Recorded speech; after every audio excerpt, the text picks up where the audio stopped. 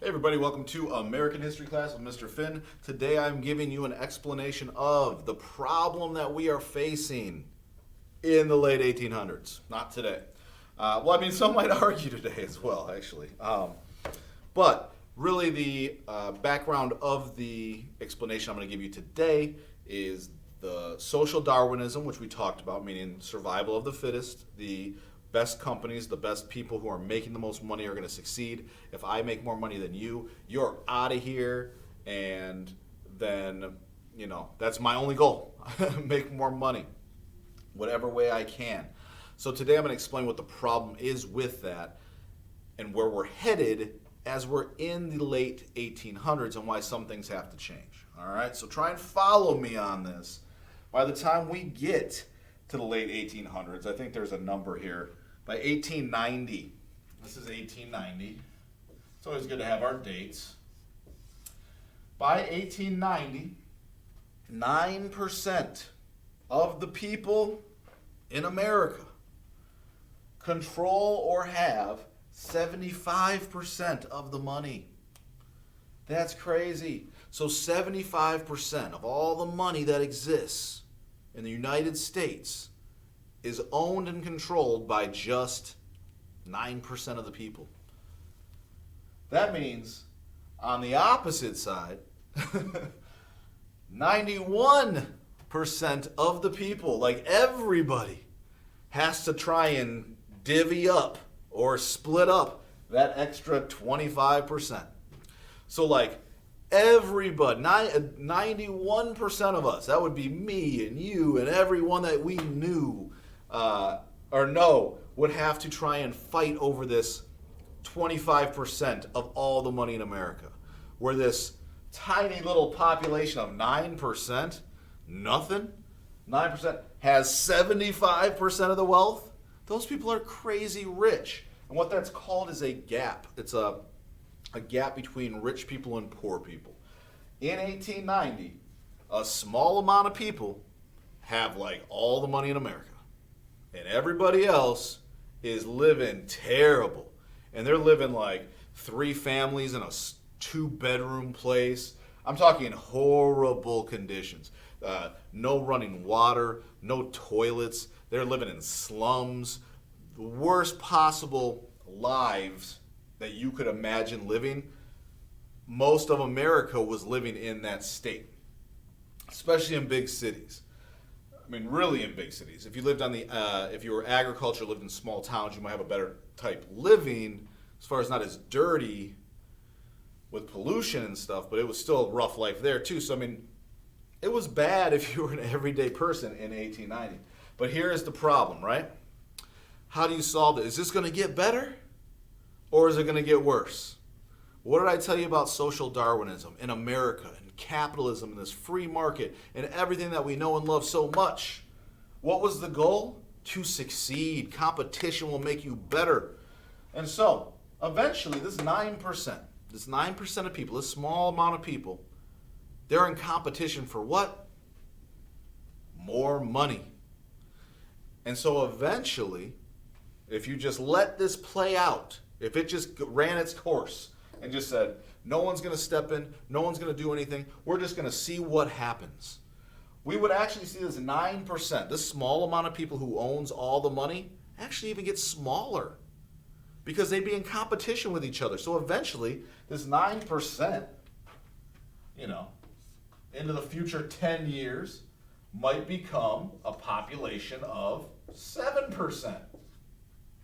And that 7% would actually gain more wealth, and it might become 83% of all the wealth in America. So follow me here. Now, if we just kept going into the future, and these people kept competing for more and more, and they kept competing for more wealth, eventually, we're going to see that number. Like I said, competition. There's you, me, and your best friend. And we're all in competition. And guess what? You and I win, and your best friend loses. Get out. Get them out of here. You and I are the winners. You and me. We're the winners. So you know what? They're gone. Now there's only 2 of us, meaning our population is going down. Uh-oh, they're gone. Now it's just you and me. Now it's you and me. And I'm going to win because I'm the teacher. So I win, meaning now our population has only come to me. It's gone down to 1. So our population will continue to, if allowed to, go down. So eventually it'll be like let's just say like 3% of the population would control like 90% of the wealth in our country. So this is a problem. And well, you might, if you disagree that it's a problem, that's fine, but I'm going to tell you why it would be a problem. Based on our ideas at this time, no government interference, everyone trying to make up as much money as possible, profit motive, this is the way it goes. We're going to see the number of people fighting it out get smaller and smaller and smaller until there's only a few of us and we all agree like, hey, we're good. There's only 3% of us. Let's stop fighting. Let's stop the competition. We control 90% of the money in America. There's 10 of us and we have 90%. We are billions upon billionaires. We have so many billions of dollars we couldn't even spend it in one lifetime if we tried. So let's not fight anymore. Let's just control over all the poor people in America and we will be in charge and we'll be good. And that's what would have technically eventually happened if allowed to continue this way, based on our ideas at the time of how economy works and social Darwinism and the things of people fighting it out, natural selection, who's better than who. Eventually we get down to the cream of the crop. I don't know how, but I'm better than you, and I end up here. Or, hey, I'm worse than you. I ended up, now I'm one of the 97% of people fighting over 10% of the wealth. Why this is a problem, quickly. Basically, in this scenario, there would be 10% of the money in America. 10% for 97% of people, of population.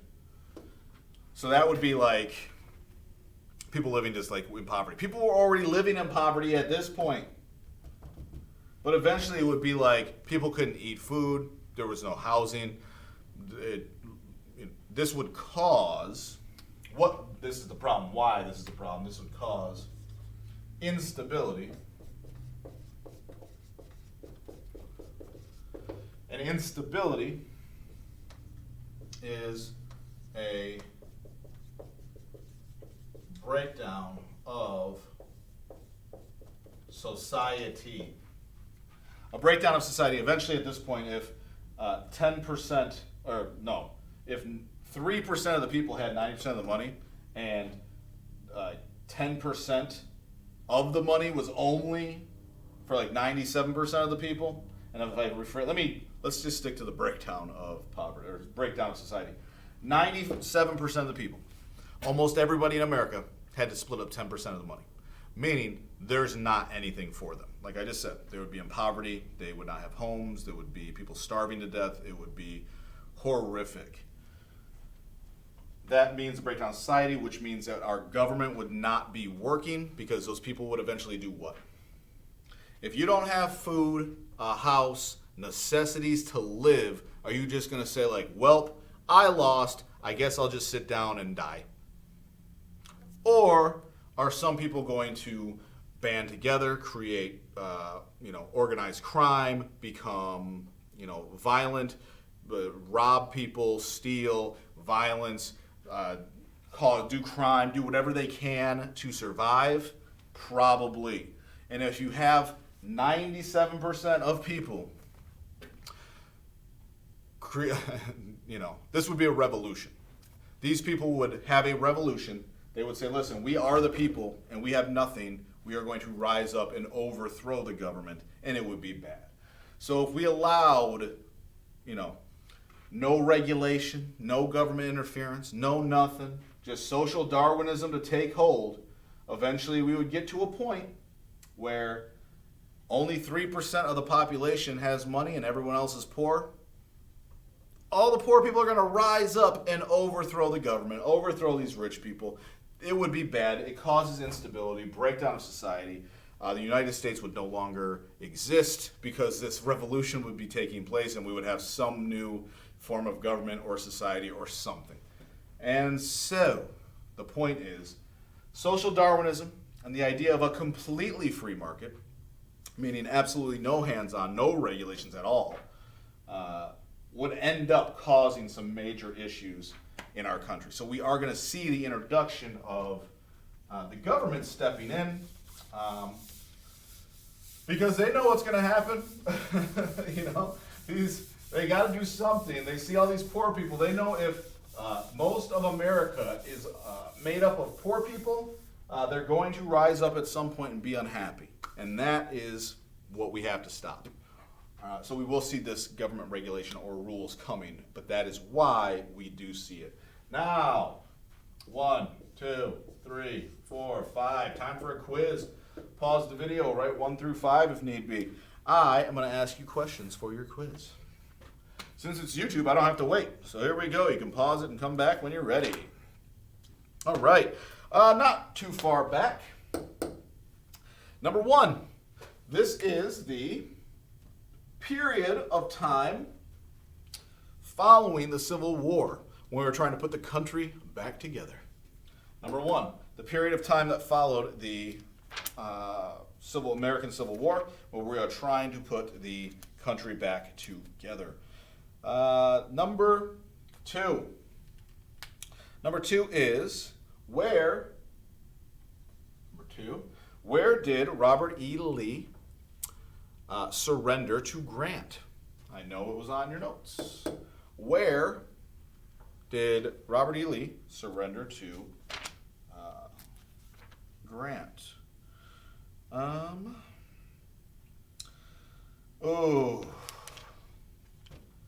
right, let's do this one. I like this one. Number 3. This was the slave who tried to sue for his freedom, saying he was taken into free territory, therefore he should be free. He did not get his freedom through the Supreme Court. I believe later on in life he did, but the Supreme Court said he was not a person and could not sue, and that caused a lot of issues for people in the North versus the South. What was the name of the slave who tried to sue for his freedom? Number 3. I know we did that question last time. I like this question. Number 4. Number 4 is, what did we? It doesn't matter already. I see it right here. Who was the young Native American girl who helped Lewis and Clark travel all the way to the Pacific? What was the name of the young Native American woman who helped Lewis and Clark travel to the Pacific across the country? I'm going to go way back here. Way back. Just mix it up.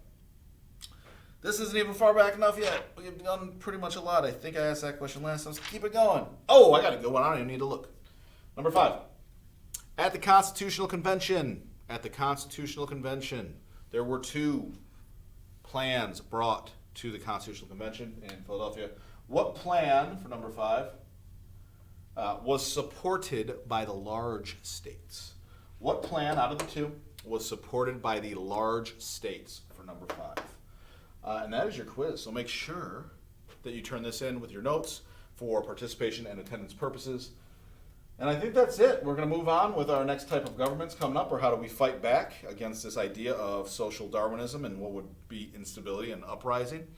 And on that note, I will see you next class.